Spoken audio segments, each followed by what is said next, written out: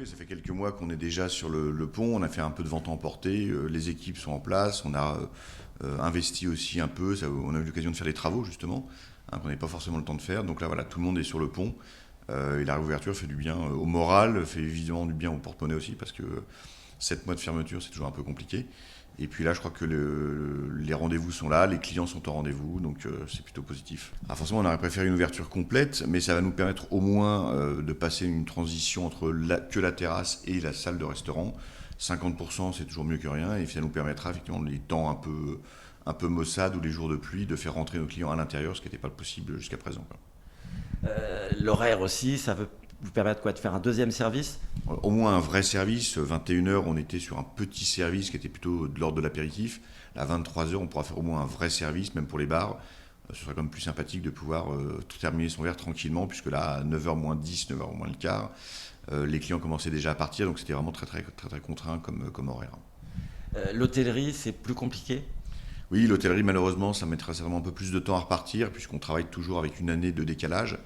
Donc les touristes reviendront certainement, mais les gros tours opérateurs montent des projets sur une année. Donc c'est-à-dire que c'est l'année prochaine où on peut espérer repartir sur l'activité touristique. Et puis tout ce qui est congrès, il faudra aussi une bonne année pour que ça reparte vraiment.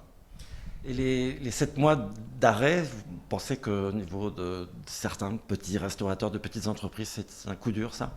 Oui, oui, bien sûr, c'est vrai qu'il y a une perte en termes d'activité et puis d'équipe. Donc pour les petites structures, je pense que c'était pas le plus compliqué. C'était les structures un peu plus lourdes où il y a des frais de structure, où les aides n'ont pas compensé tout ça. Je pense que c'est là où c'était le plus compliqué.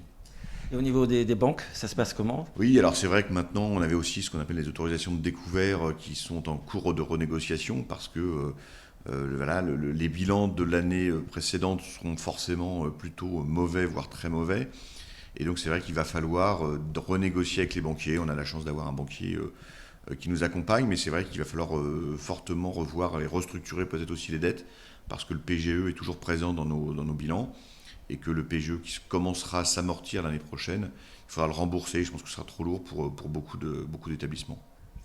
Et les métiers de la restauration, de l'hôtellerie, c'est un métier qui a de l'avenir. Je pense à tous les jeunes là, qui, malheureusement, dans leur formation, ont dû arrêter. Ça se passe comment? Vous avez du mal à recruter, à refaire des équipes?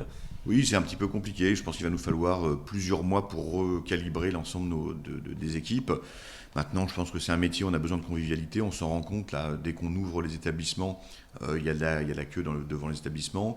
Donc ça veut dire que je crois que vraiment, il y a un besoin de se retrouver, il y a un besoin de boire un verre, de manger un morceau, de partager des moments de vie. Donc je ne suis pas inquiet sur la reprise à terme de nos activités.